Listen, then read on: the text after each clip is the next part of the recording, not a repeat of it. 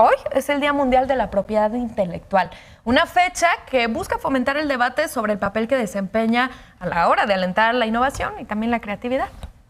Así es, la ley protege patentes, derechos de autor, marcas que permiten obtener reconocimiento o ganancias por creaciones o invenciones. Y como parte de toda esta fecha, queremos analizar un poco más a fondo porque ¿qué pasa cuando surgen justamente cosas como la inteligencia artificial, los NFTs, que hace poco pues también estamos hablando mucho?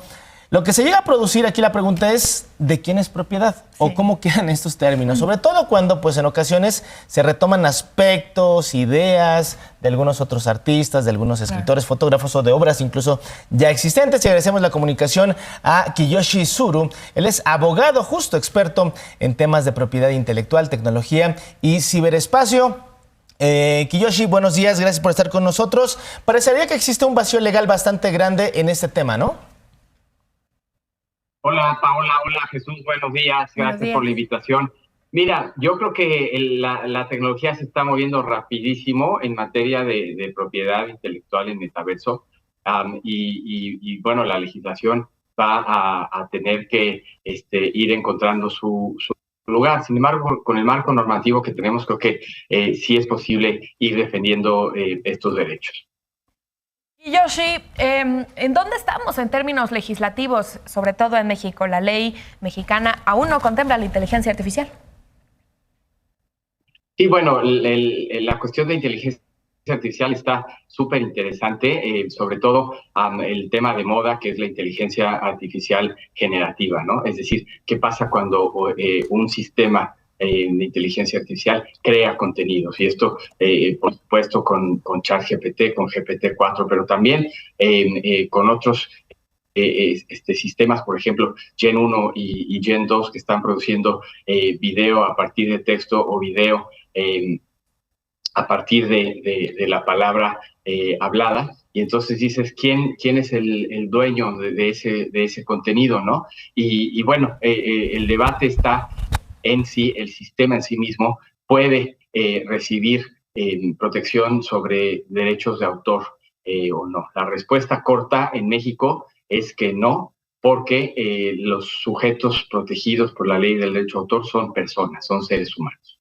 Kiyoshi, tú formaste parte o estuviste al pendiente de la negociación del capítulo justo referente a la propiedad intelectual como parte del TEMEC, como parte de este acuerdo comercial entre México, Estados Unidos y Canadá. ¿Qué se abordó, qué se plasmó, qué se dice entre estos tres países sobre este tema?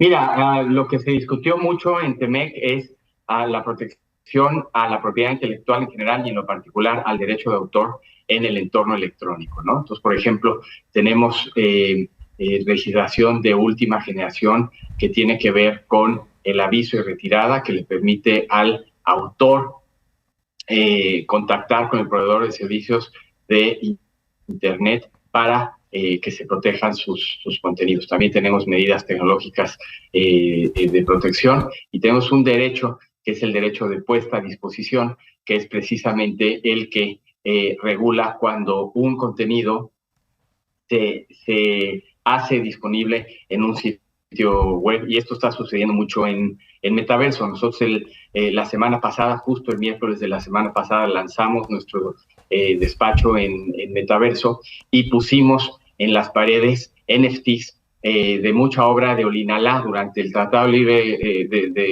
el Tratado TEMEC. Estuvimos trabajando mucho con Bernardo y la comunidad de Olinalá para proteger su denominación de origen. Entonces lo que hicimos fue tomar algunas de las piezas más representativas, convertirlas en NFTs, ponerlas en las paredes, y ahora los dueños de esos NFTs son los propios artistas y artesanos de la Sierra de Guerrero en Olinalá, y van a poder salir a vender su obra en todo el mundo.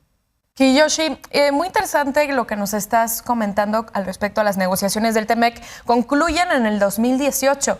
Para esos entonces ya veían venir la ola de tecnología que, bueno, tenemos hoy. Mira, en esa época no estábamos pensando sin duda en AI generativa, ¿no? Como la de ChatGPT, como la de Midjourney, como la de Gen 1, pero sí se estaba ya pensando en la protección de obras y sobre todo en darle la libertad al autor de poder decidir qué hacer con su obra. Esto es lo que te da las medidas tecnológicas de protección y el aviso y retirada. Y este marco legal que entró en vigor en México en julio del 2020, sí te da ya muchísimas herramientas para proteger tus creaciones en el metaverso. Oye, ¿y existe algún país que pueda servir como ejemplo, un caso de éxito, donde ya se tenga una buena regulación para la protección de la propiedad intelectual, o todos los países en el mundo prácticamente están en vías de desarrollar estos marcos normativos? Mira, casi en todo el mundo los tribunales están fallando en el mismo sentido, de que el sistema en sí mismo no es titular de derechos de propiedad intelectual. Por ejemplo, en materia de patentes, esta semana la Suprema Corte de Estados Unidos negó una apelación en donde se puso al sistema DABUS como inventor de determinadas invenciones. Entonces, los americanos dicen que no, el resto del mundo, en Europa también se dice que no, solamente en Sudáfrica sí se aceptó a este sistema DABUS como titular. Esto es en materia de patentes. En materia de derechos de autor, existe, por ejemplo, el caso de DreamWriter. DreamWriter escribió un artículo impecable sobre el tema de negocios, y en China, una corte en China sí le asignó derechos de propiedad intelectual, derechos de autor, a esta entidad de inteligencia artificial, DreamWriter. En el resto del mundo, el consenso parece ser que por derecho de autor no hay protección. Yo creo que va a haber nuevo tipo de protección sui generis, sí, para estos sistemas en los próximos meses. Y por lo pronto, Kiyoshi, hace unas semanas vimos que una inteligencia artificial creó una canción basándose en las vocales de The Weeknd y Drake. Si estos artistas quisieran demandar por utilizar su voz, ¿a quién demandarían? Mira, normalmente estas demandas están siendo entabladas contra la entidad que creó y que administra estas inteligencias artificiales generativas, ¿no? Tenemos tenemos el caso de Getty Images, que está también demandando a entidades de este tipo. Por ejemplo, ChatGPT, que como sabemos está siendo operada por OpenAI.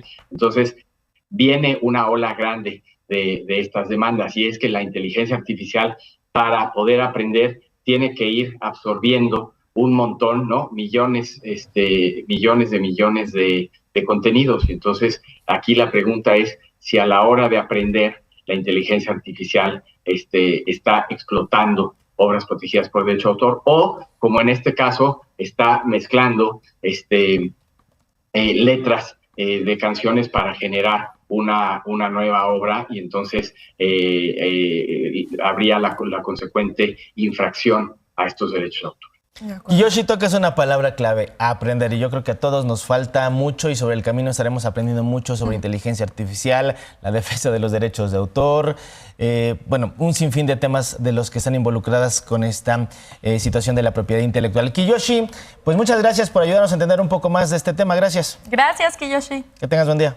Gracias, Paula. Gracias, Jesús. Nos vemos.